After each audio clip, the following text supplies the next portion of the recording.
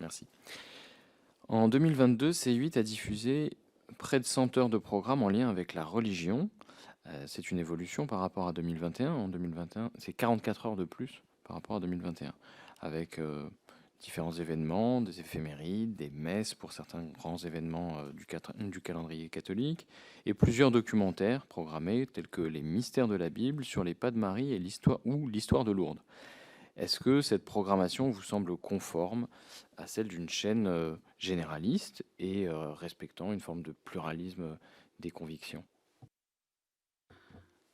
Alors, vous avez cité beaucoup de titres, je vais essayer de revenir sur chacun d'entre eux. Bon, les messes, elles sont diffusées à des périodes d'un calendrier chrétien, j'ai envie de vous dire, très classique. Enfin, c'est Noël, Pâques, l'Ascension, voilà. Donc, c'est 4 jours, c'est 4 messes dans l'année, à des dates où, en général, c'est jours fériés pour, même sous le calendrier républicain, pour que les gens soient en famille et se rejoignent. Et ça nous permet aussi, pour un coût tout à fait intéressant, de faire de l'inédit comme notre convention l'exige.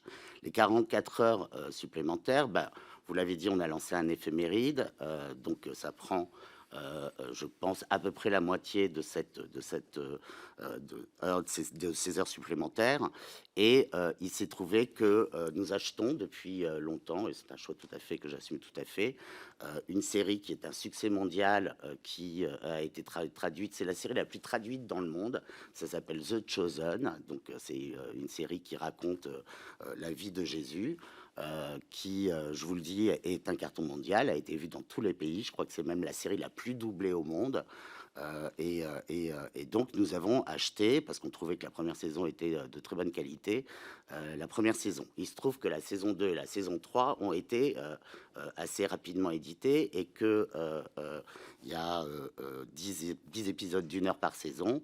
Si je me suis retrouvé à diffuser la saison 2 et la saison 3 la même année, ça fait 20 heures, plus les 20 heures de l'éphéméride, vous avez les 44 heures en question. Euh, Après, est-ce que ça... La question d'après, c'était, pardon? Je m'interrogeais sur la compatibilité de ce genre de programmation avec les engagements en termes de pluralisme et de respect de la diversité des convictions.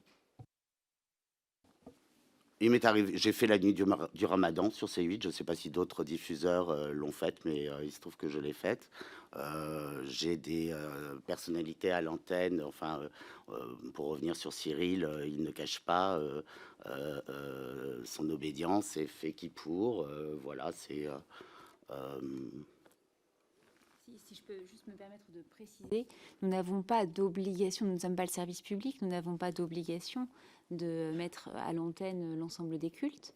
En revanche, effectivement, nous avons des obligations de diversité des incarnations à l'antenne, mais il y a effectivement un choix qui peut être éditorial de montrer une religion et pas une autre.